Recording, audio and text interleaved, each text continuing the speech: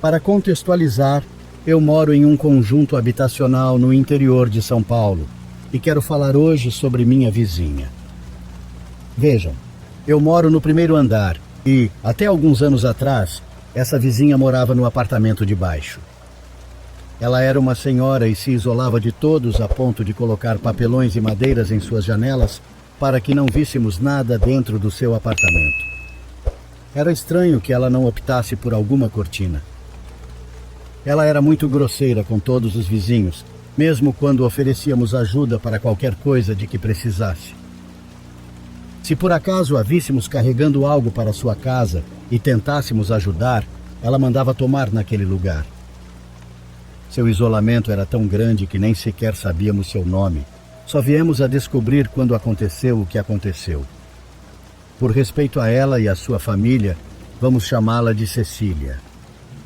O problema com ela era que, por morar abaixo de nós, tínhamos desentendimentos constantes.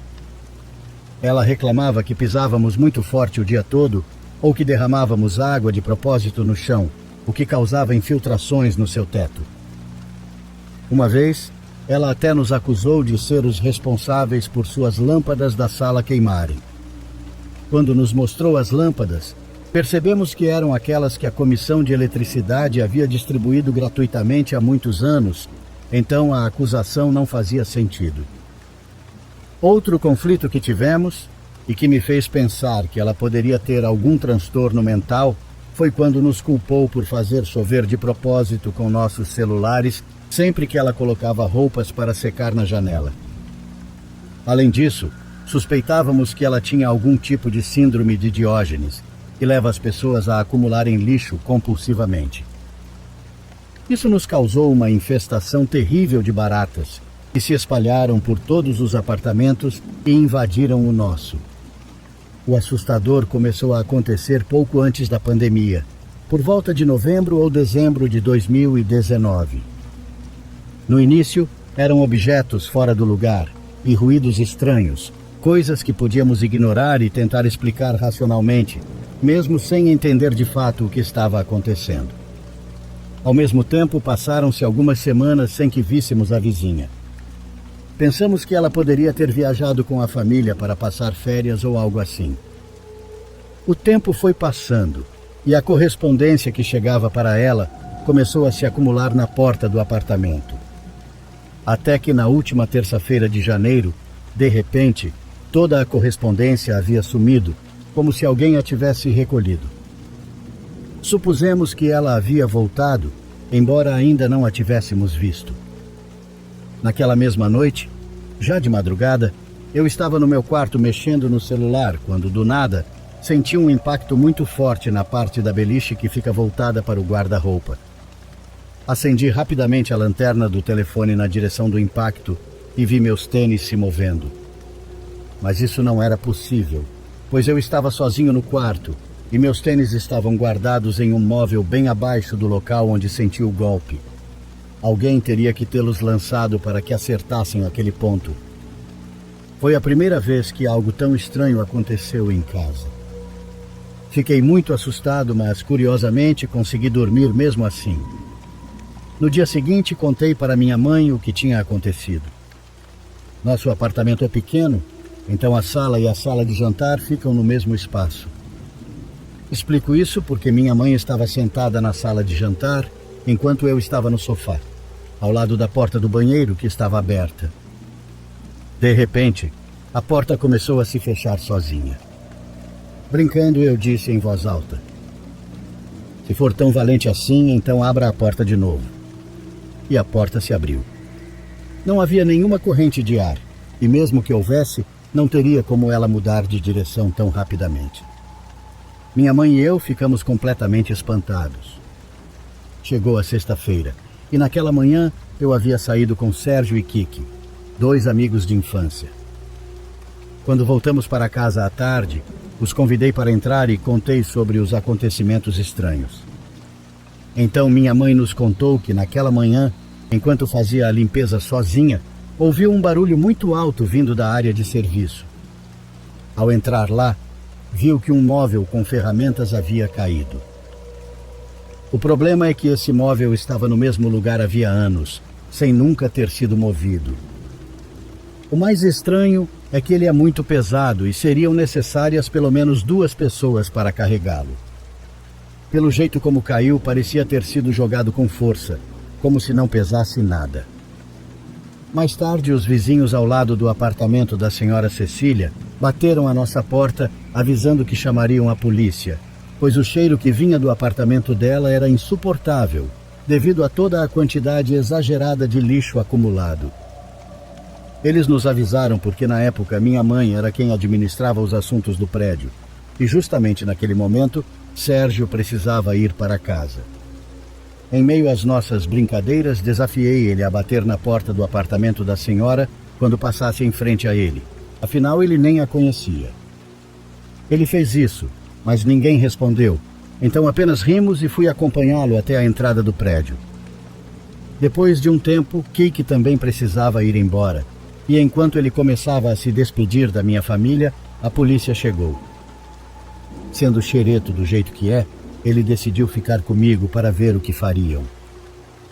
Os policiais bateram na porta do apartamento da senhora, mas ninguém atendeu, assim como aconteceu com Sérgio antes. Após explicarmos toda a situação, e como não conseguiram nem olhar pelas janelas, eles suspeitaram do pior e chamaram os bombeiros, que chegaram alguns minutos depois.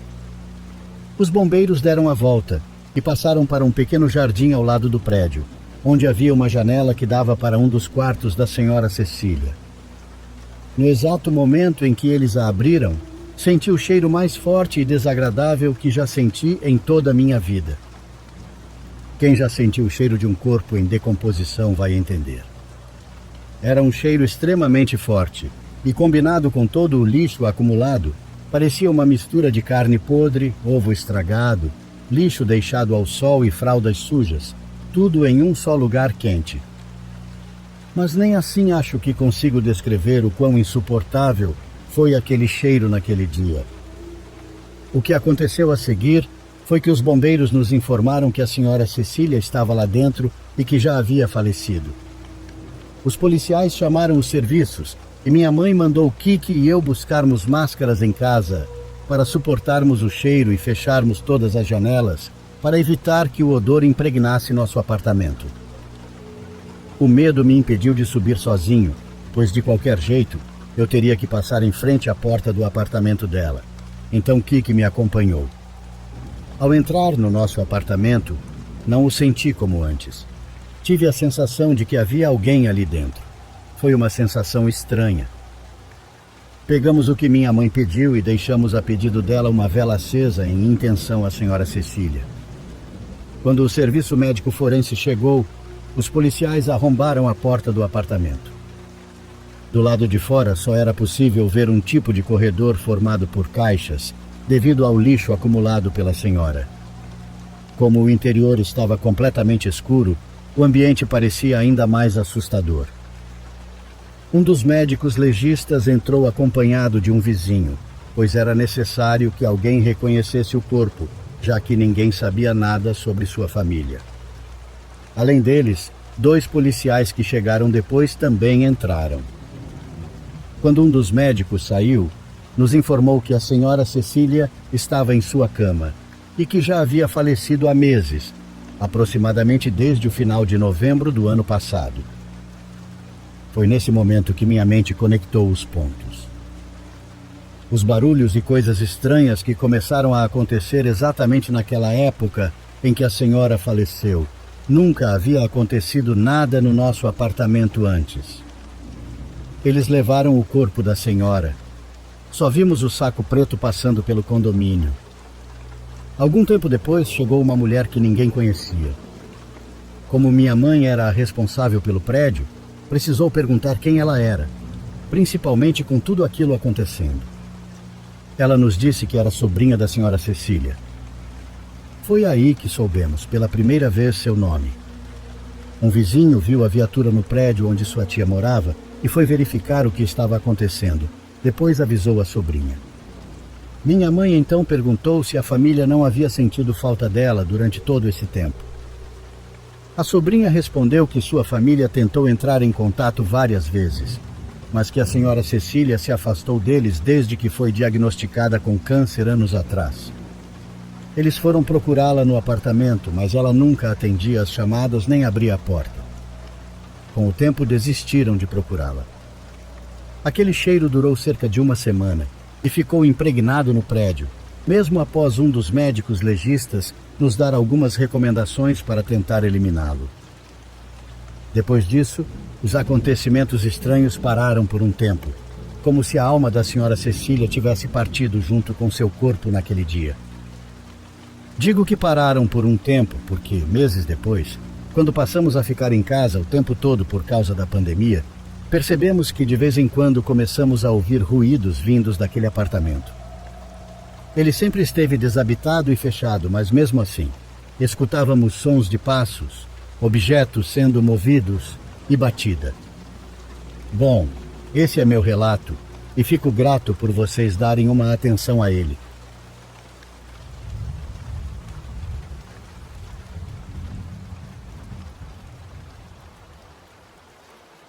Por favor, curta e se inscreva se você estiver gostando. Agora continuamos.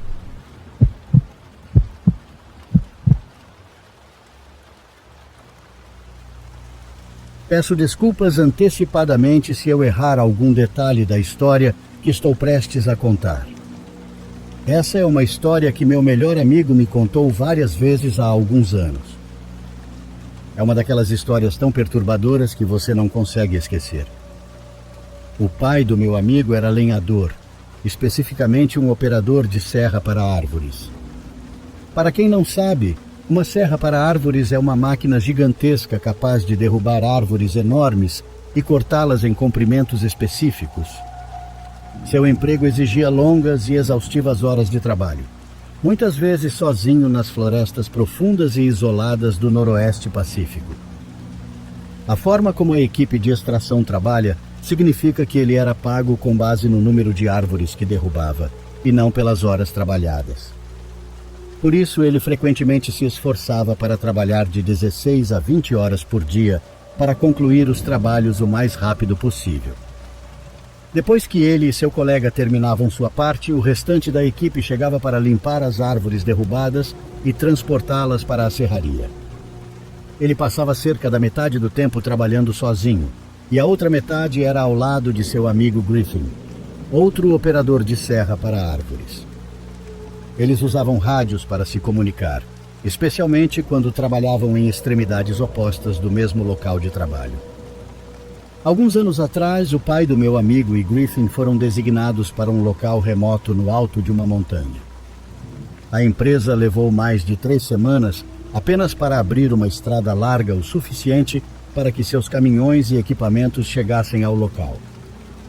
Quando começaram o trabalho, estavam posicionados em uma parte extremamente desolada da montanha. Já estavam lá há 10 dias e fazendo um bom progresso quando começaram a ouvir conversas estranhas no rádio. A princípio, as vozes eram abafadas, apenas murmúrios fracos e cheios de estática que não faziam sentido. Eles tentaram trocar de canal, mas não importava o que fizessem, a conversa os seguia. Qualquer pessoa que já tenha usado um rádio padrão sabe o quão estranho isso é. Deveria ser impossível para alguém segui-los ao mudarem de canal. Conforme avançavam mais para cima da montanha, as vozes ficavam mais distintas. Eles não conseguiam ouvir conversas completas, mas pelo que conseguiam entender, ambos concordaram que o tom dos fragmentos das conversas parecia estranho. O pai do meu amigo disse que às vezes parecia algo casual, mas o conteúdo era incompreensível. Eles também começaram a encontrar sinais estranhos de que alguém já estivera lá antes deles. Havia recipientes aleatórios, pegadas na terra e sinais de pequenos acampamentos improvisados. Como mencionei antes, eles estavam em um lugar tão remoto que era praticamente inacessível. Então essas descobertas foram profundamente perturbadoras. Ninguém deveria estar lá. Um dia, Griffin encontrou uma barraca escondida logo à beira de uma trilha e chamou o pai do meu amigo. Eles decidiram investigar, e dentro da barraca encontraram um saco de dormir e uma bolsa de lona cheia das coisas mais perturbadoras imagináveis. Várias peças de roupa íntima infantil, fita adesiva, cordas e desenhos macabros de crianças sendo molestadas. Havia até uma maçã fresca, indicando que quem quer que fosse o dono da barraca tinha estado ali recentemente. Griffin queria arrumar as coisas e ir embora imediatamente, mas o pai do meu amigo, sempre ele, insistiu que terminassem o trabalho.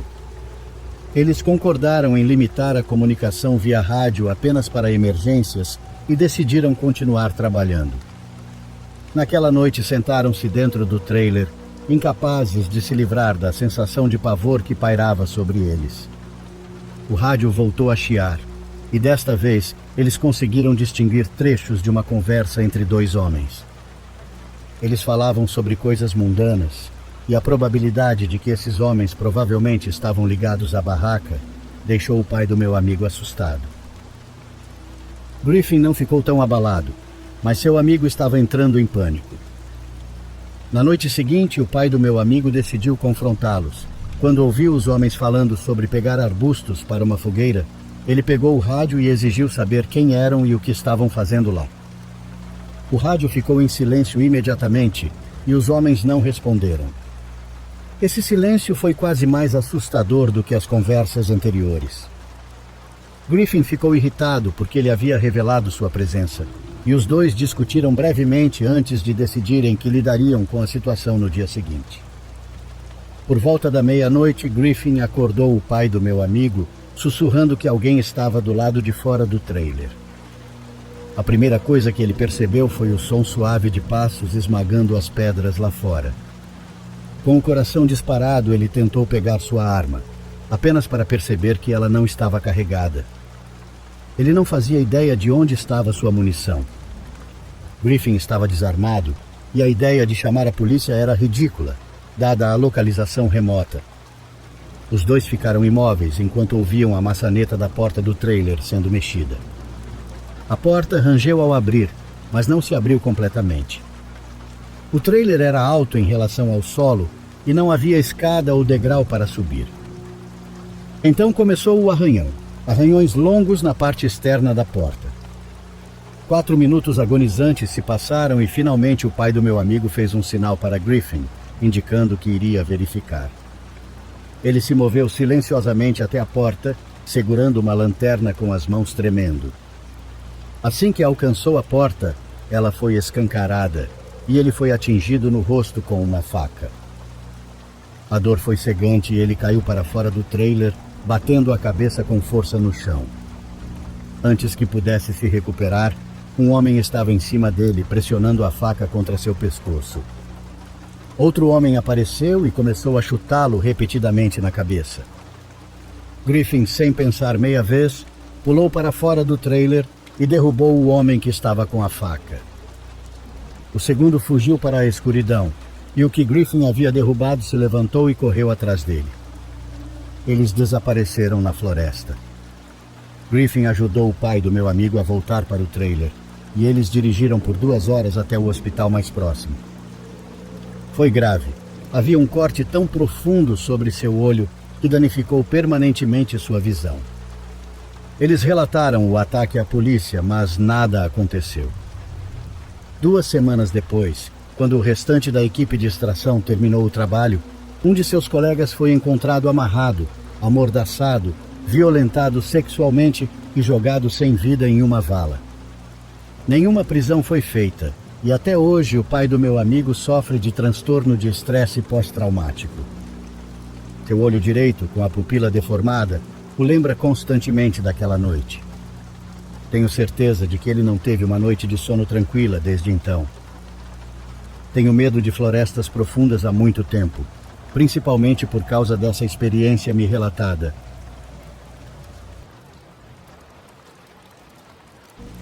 Podem me chamar de Marcos, e esta é a nossa história. Era o verão de 2010 e minha família e eu estávamos celebrando a formatura da minha irmã Mari. Como parte do seu presente de formatura, ela quis que passássemos um fim de semana em um lugar na Serra Gorda, perto de uma fazenda bem famosa.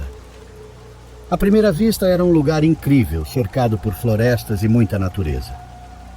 É um daqueles lugares onde a beleza da paisagem te cativa em um segundo. Encontramos um local onde poderíamos alugar uma cabana para passar todo o fim de semana. Depois de horas de viagem, finalmente chegamos a essa fazenda, mas ainda precisávamos percorrer um longo trecho até onde ficavam as cabanas que eram alugadas para turistas.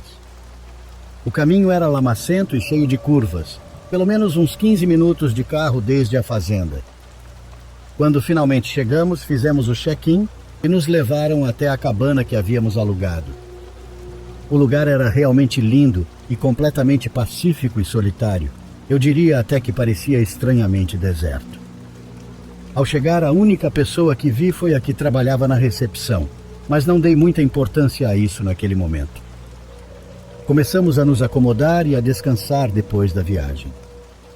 Me lembro que fazia frio e não parava de chover, então minha mãe resolveu preparar café e esquentar salgados que havíamos levado para o jantar. Enquanto ela estava na pequena cozinha, eu explorava cada canto da cabana. Olhando bem, achei estranho que as portas dos quartos tinham trancas pelo lado de fora, de modo que não podiam ser fechadas por dentro, mas sim trancadas externamente, deixando alguém preso lá dentro. Já estava escurecendo, e foi nesse momento que as coisas começaram a ficar estranhas. Minha irmã perguntou: "O que há de errado com esses salgados? Eles estão no fogo há mais de meia hora e não esquentam, e a água para o café simplesmente não ferve." Ela tinha razão. O recipiente com água estava completamente frio, mesmo depois de um bom tempo no fogo. Foi então que olhamos para a janela e notamos algo ao longe, em meio à chuva. Percebemos que havia pessoas nos observando de longe. Não sabíamos de onde tinham saído, pois não havia outros caminhos por ali, nem vilarejos próximos, apenas uma floresta imensa. Para minha surpresa, comecei a notar que na cabana ao lado da nossa, a uns 50 metros de distância, pessoas estavam entrando. Depois chegaram mais e mais. Não era uma cabana grande, e talvez comportasse no máximo 5 pessoas, mas, com meus próprios olhos, contei pelo menos 20 entrando lá. De onde vinham? Eles não chegaram de carro, e nenhum carregava bagagem. De repente, mais pessoas começaram a descer pela floresta e permaneceram à distância da nossa cabana, nos observando. Aos poucos foram se aproximando bem devagar. Naquele momento, o ambiente mudou por completo. O ar ficou pesado e todos sentimos que havia algo dentro da cabana, algo que não consigo descrever, mas que tenho certeza de que era maligno. Não importava se você estava na sala ou nos quartos, em todos os lugares era possível sentir uma presença intensa. Pode parecer loucura o que vou dizer, mas da forma como senti, imagino que seja assim estar perto de algo demoníaco.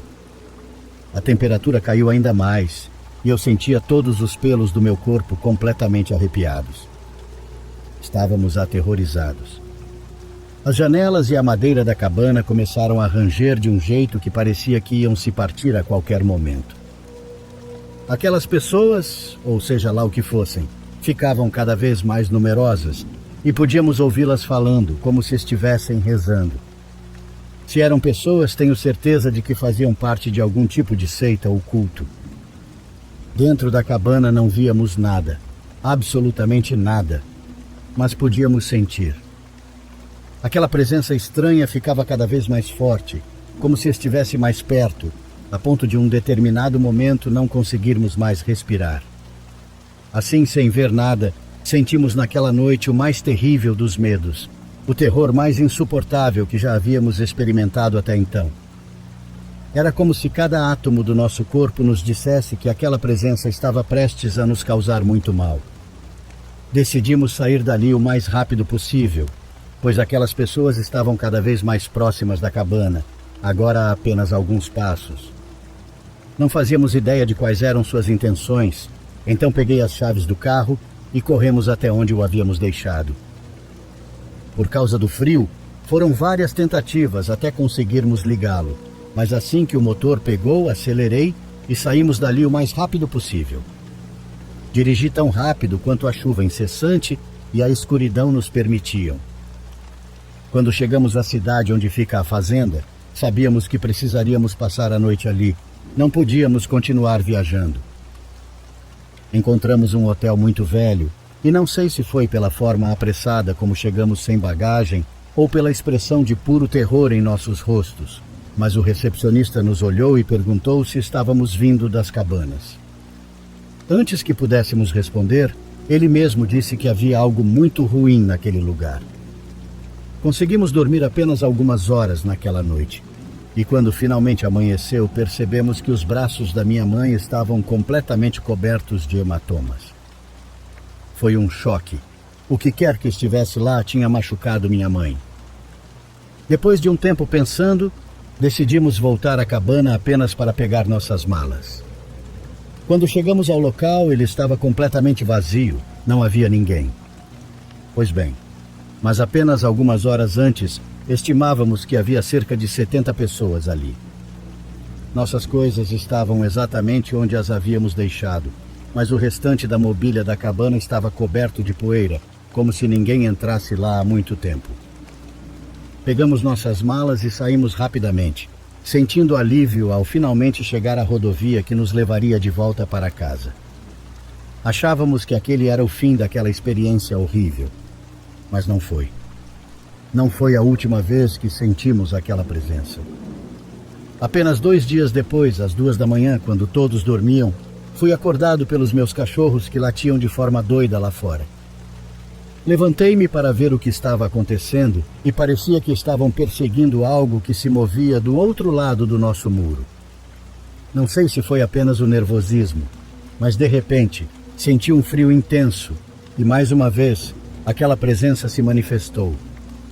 Voltei a sentir exatamente o que havia sentido na cabana. O que quer que fosse agora estava ali, em nossa casa. Os cachorros saíram correndo assustados e algo começou a bater violentamente no portão, como se quisesse entrar. Ouvi algo se movendo ao longo do muro, como se estivesse procurando um ponto fraco por onde pudesse invadir. Eu podia escutar. Ouvia o som de passos pesados correndo de um lado para o outro, e pelo som podia adivinhar que era algo muito grande e pesado. Minha mãe e minha irmã acordaram. Minha mãe sempre foi uma pessoa de muita fé em Deus e nos educou, a mim e a minha irmã, da mesma maneira. E não, dessa vez não fugiríamos. Estávamos em nossa casa. Começamos a orar e parecia que quanto mais orávamos, mais furiosa aquela coisa ficava, até que depois de aproximadamente 1 hora, finalmente se foi. Nunca saberei o que foi que nos seguiu até nossa casa, mas sei que existe um mundo além daquele que vemos, que há coisas que habitam esse outro lado e que são perversas e malignas. Meu conselho, se me permitirem dar um, para qualquer pessoa que ouvir esta história, é: cuidem-se nas florestas, pois vocês nunca sabem o que podem encontrar lá.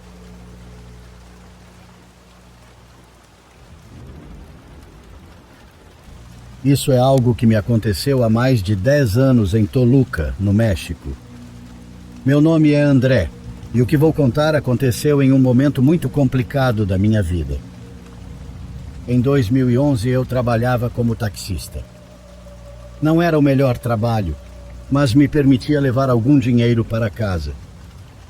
Para ser honesto, as coisas não iam bem naquela época. Eu estava endividado e mal conseguia juntar dinheiro para pagar o aluguel. Havia dias em que terminava a jornada sem um único dinheiro em mãos e o desespero começava a me afetar. Naquele dia saí cedo com a esperança de fazer corridas suficientes para pagar uma dívida que precisava quitar antes da meia-noite.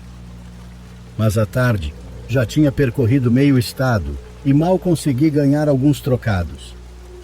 O trânsito estava pesado e os passageiros que pegava faziam apenas trajetos curtos.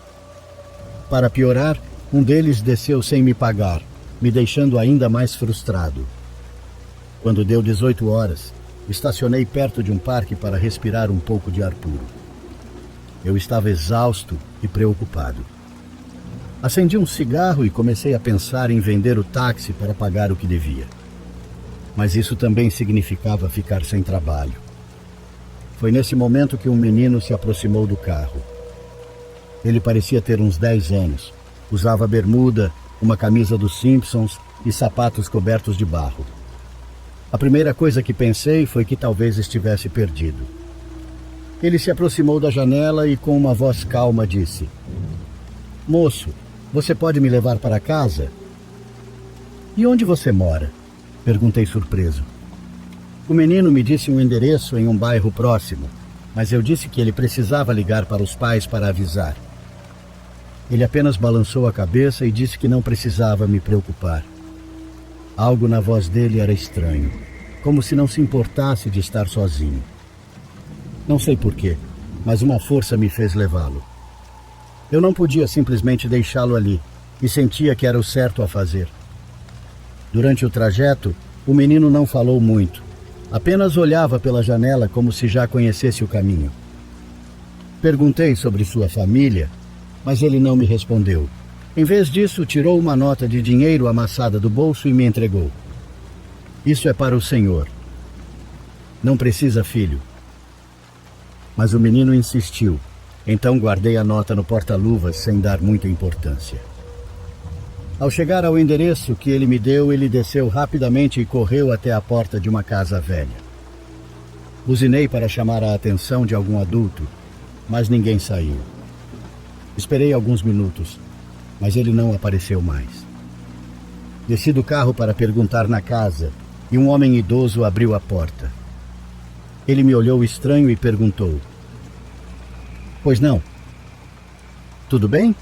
Acabei de trazer um menino até aqui. Ele é seu filho ou neto?" O homem franziu a testa e disse que naquela casa não morava nenhuma criança e fechou a porta. Fiquei parado e olhei para o banco de trás, mas não havia nenhum sinal de que o menino tinha estado ali. Porém, a nota que ele me deu ainda estava onde eu havia deixado, no porta-luvas. Um arrepio percorreu minha nuca, mas tentei me acalmar. Talvez eu tivesse errado a casa. Naquela noite, quando cheguei em casa, contei o dinheiro que tinha. Apesar de ter ganhado pouco naquele dia, incluindo a nota do menino, o valor era exatamente o que eu precisava para pagar minha dívida. Eu não conseguia explicar, mas senti um alívio enorme. No dia seguinte, voltei ao bairro para procurar respostas. Perguntei a alguns vizinhos, mas ninguém conhecia o menino. No entanto, uma idosa me disse algo. Há alguns anos, um menino dessa idade morava nessa casa. Ele morreu atropelado no parque onde o senhor o pegou. Não soube o que responder, então apenas agradeci e fui embora. Felizmente, na hora de pagar a dívida, perdoaram uma parte do valor.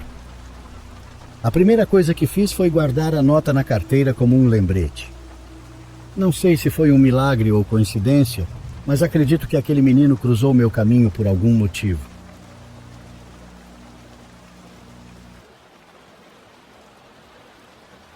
Não sei o que as pessoas vão pensar, mas vou compartilhar com vocês a experiência mais aterrorizante que vivi. A lembrança mais feia que tenho até hoje. Sempre gostei de encontros fora do comum. E o que vou contar aconteceu quando eu estava começando a sair com uma garota que hoje é minha esposa.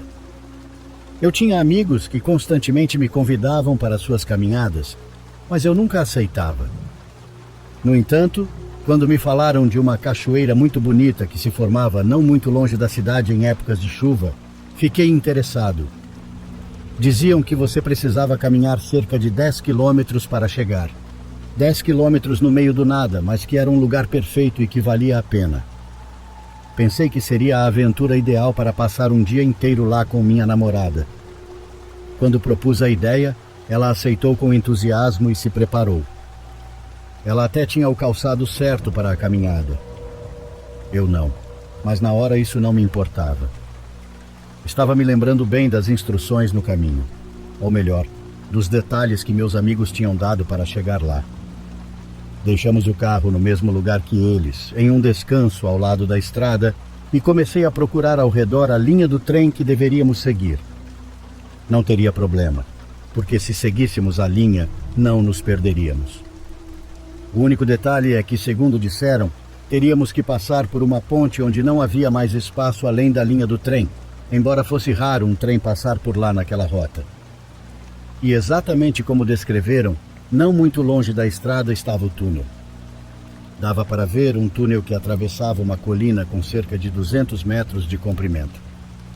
Era um pouco assustador, mas foi assim que começamos nossa caminhada, atravessando um túnel. Desde o início já era emocionante.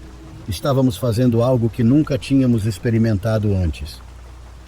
Cruzamos o túnel e caminhamos não mais do que 20 minutos sobre os trilhos do trem, quando já havíamos deixado para trás todos os sons da estrada, qualquer sinal de civilização.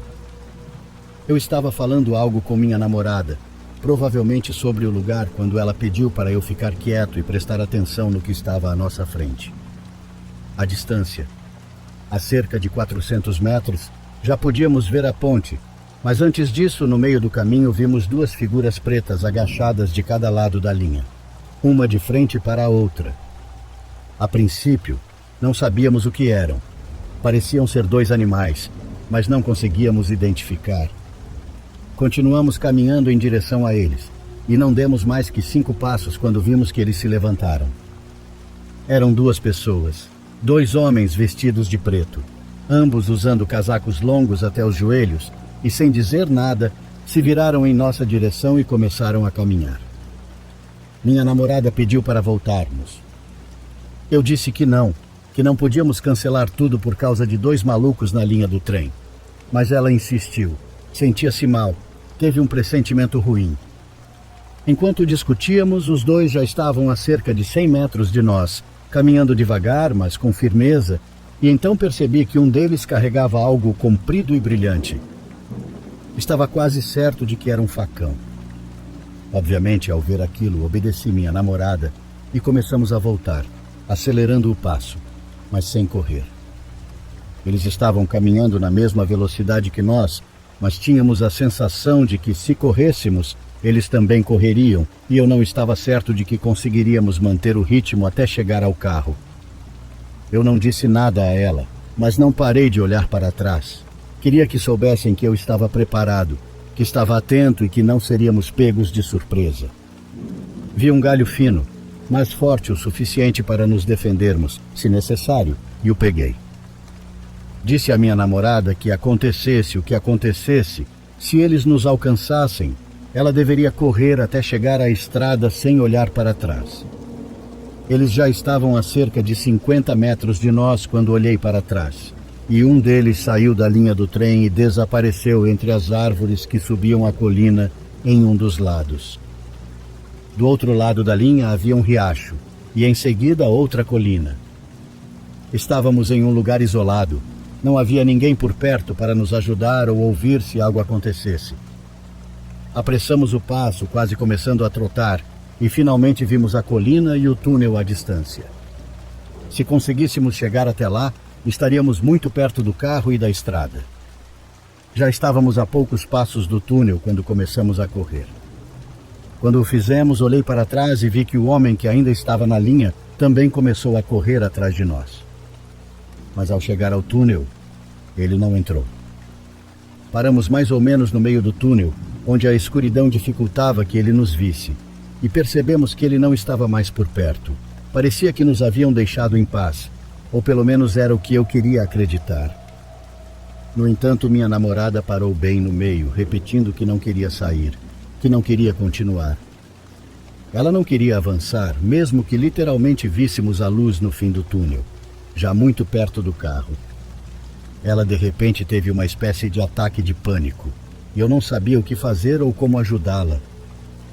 Ela pediu que voltássemos, e eu sentia que eles estariam esperando por nós, mas no final aceitei, e voltamos muito devagar para a outra extremidade do túnel, onde, momentos antes, um dos homens havia nos observado. Saímos e não havia mais ninguém. Olhamos em volta, nas árvores, e nada. Disse a ela para irmos em direção ao riacho, no lado oposto de onde eles haviam desaparecido. Fizemos isso e demoramos quase 40 minutos para cruzá-lo, subir a colina, encontrar uma trilha e finalmente chegar à estrada. Havíamos contornado tanto que acabamos longe e tivemos que caminhar cerca de 2 quilômetros pela estrada até chegar ao carro. Nenhum carro passou por nós enquanto caminhávamos. Quando corremos para o nosso carro e o ligamos, começamos a rir. Era surreal o que tinha acabado de acontecer e até nos sentimos mal na hora, rindo de nós mesmos por termos nos assustado, provavelmente sem motivo. Dirigimos um pouco pela estrada para voltar à entrada da trilha que levava à linha do trem. De lá podíamos ver a entrada do túnel, e quando o fizemos, vimos as duas figuras de preto novamente, em ambos os lados da linha, escondidas entre o mato.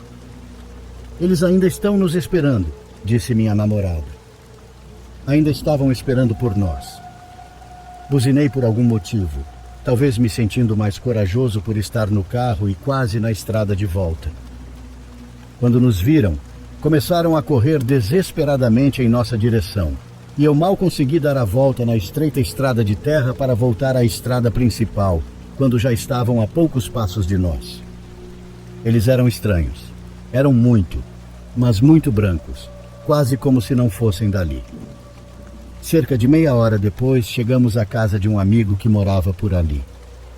Liguei para ele antes, pedindo para ir até sua casa, pois minha namorada estava muito assustada. Contamos a ele o que havia acontecido e seus pais também estavam lá. A mãe dele estava preparando um chá para nos acalmar, quando o pai dele começou a nos repreender por termos ido até lá.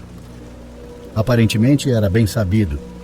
E mais tarde confirmamos ao contar a experiência para outras pessoas que aquela área era muito perigosa. Não recomendavam que ninguém passasse por ali. Era uma região conhecida por ser frequentada por pessoas muito estranhas e mencionaram até sacrifícios naquele lugar.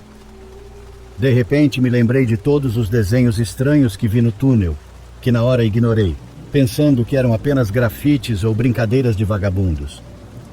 Em certo momento, fiquei grato por termos escapado daqueles dois caras. Dois? Perguntou minha namorada. E o outro homem disfarçado que se escondeu antes deles?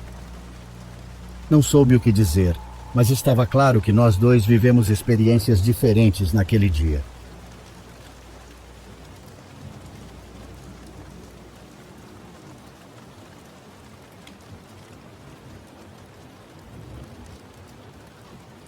Quero relatar minha história anonimamente porque possivelmente, se algum dos meus familiares a ouvisse, ficaria muito irritado comigo. Meu tio morreu, e o que mais me interessa é que conheçam um pouco sobre como isso aconteceu. Além de considerar o ocorrido algo paranormal, também acho que é extremamente perigoso. Minha família é mexicana e é de San Cristóbal de las Casas, mas por uma reviravolta do destino, meu tio foi para um vilarejo em Oaxaca. Ele se apaixonou por uma gringa, que impôs apenas uma condição, que fossem morar em Oaxaca. Como muitos outros, ela era fascinada pelo folclore, pela música e pela gastronomia do lugar. Meu tio queria encontrar uma maneira de ganhar dinheiro que lhe permitisse viver confortavelmente. A moça tinha vários contatos e dinheiro, graças a uma loja online que continuava funcionando nos Estados Unidos. Então, para o meu tio Gerardo, foi fácil pedir que ela o ajudasse a investir em um dos veículos para uma espécie de agência de turismo. Seu plano era organizar passeios para os lugares turísticos tipo Hierva el Agua, Montalvante ou Teotitlán del Valle, entre outros. No entanto, para tornar os passeios mais interessantes, ele adicionou um destino a Iagul, onde enterrava pequenas estatuetas que comprava previamente em mercados de artesanato. Depois levava os turistas até lá e incluía uma atividade arqueológica, na qual desenterravam essas estatuetas. Ele contava que eram legítimas e que poderiam levá-las consigo, desde que mantivessem segredo, pois caso contrário, as autoridades poderiam confiscá-las. Por alguma razão estranha, essa farsa teve muito sucesso. Meu tio Gerardo tinha trabalho todos os fins de semana e, com o dinheiro que ganhou, conseguiu subornar um dos guardas da região para que o deixasse levar os grupos a uma área supostamente inexplorada. No entanto, o local não parecia ter vestígios arqueológicos reais. Em uma ocasião, decidi visitá-lo durante as férias da Semana Santa. Ele já havia me contado sobre seu esquema e eu achava divertido. Fiquei uma semana com ele e no terceiro dia ele nos levou para uma escavação, mas desta vez em uma área restrita e abandonada.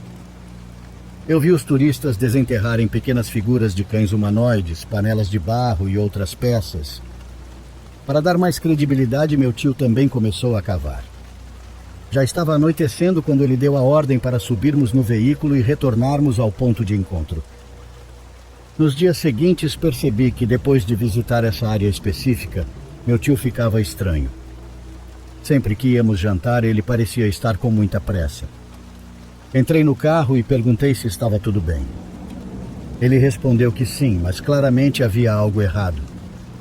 Ele estava suando, quase não falava e evitava olhar nos olhos dos turistas. Deixamos os turistas no ponto de desembarque e seguimos para o vilarejo onde ele morava. Quando estávamos completamente sozinhos, insisti para que ele me dissesse o que estava acontecendo. Alertei que não adiantava negar, pois eu o conhecia muito bem e sabia que algo estava errado. Ele dirigiu por mais alguns quilômetros, encostou o carro e apagou as luzes. Meu tio enxugou o suor da testa e disse: "Olha, vou te mostrar, mas não conta para ninguém." Então, ele tirou um pequeno objeto do bolso. Assim que vi, percebi que não era como as estatuetas que ele costumava comprar. Era uma máscara verde, embora estivesse coberta de terra, dificultando ver sua cor real. "É de verdade?" perguntei, ainda um pouco incrédulo. "Sim, e deve valer uma fortuna. Não diga nada a ninguém.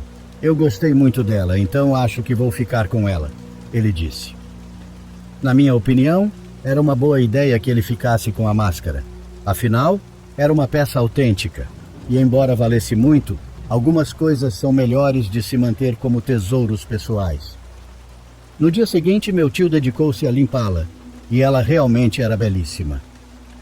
O que mais me chamou a atenção foi sua expressão. A máscara tinha presas como se fosse um jaguar de boca aberta e olhos grandes e furiosos. Não sei explicar, mas ela transmitia uma energia muito forte.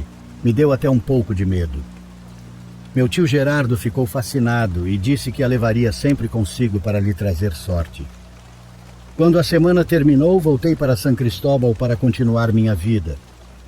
Passei 2 meses sem notícias dele.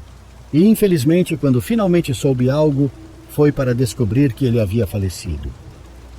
Não conseguia acreditar, pois meu tio morreu aos 33 anos. Tinha toda a vida pela frente. Minha família viajou para Oaxaca para o funeral. A autópsia revelou que seus pulmões estavam completamente tomados por câncer. Nenhum de nós acreditava nisso, pois ele não fumava nem tinha qualquer hábito prejudicial. Sua esposa nos contou que sua saúde começou a piorar logo após minha visita. Ela relatou que ele quase não comia, sentia nojo até mesmo de beber água, dormia pouco e passava a maior parte do tempo em silêncio. Também deixou de dirigir e de supervisionar os passeios, levando o negócio à falência. Por fim, uma manhã, ele faleceu. Perguntei à esposa dele se ele tinha algum objeto pelo qual tivesse apreço especial, se havia lhe contado algo, mas ela respondeu que não. Acho que ele nunca mencionou a máscara para ela, então comecei a procurá-la entre seus pertences, mas não a encontrei. Algum tempo depois, sua esposa também faleceu. Ela havia voltado para os Estados Unidos com a família. O mais estranho foi que a causa da morte foi a mesma: câncer nos pulmões. Eu já suspeitava que a máscara tinha algo a ver com isso, mas naquela época não acreditava muito nesse tipo de coisa. 2 anos depois, participei de uma cerimônia de ayahuasca. Durante o ritual, o xamã que guiava a cerimônia se aproximou de mim e disse que havia um espírito ao meu redor e que ele havia morrido por causa de um chupa-vidas. Perguntei o que era isso, e ele explicou que alguns sacerdotes antigos eram capazes de impregnar objetos com sua energia, permitindo que continuassem se alimentando deles. Segundo ele, além do corpo físico, nós também temos um corpo energético. Essa revelação me causou arrepios, mas também me fez perceber que a máscara pode ter sido a causa da doença do meu tio, e provavelmente também da esposa dele. Não sei o que aconteceu com a máscara, se ficou com a família da esposa ou se permaneceu na casa do meu tio. A casa já foi vendida e hoje é habitada por outra família. Perder meu tio de maneira tão repentina e estranha me causou uma grande tristeza. A razão pela qual decidi compartilhar esse relato é para alertar que muitos objetos podem carregar maldições ou energias negativas. Portanto, tenham muito cuidado.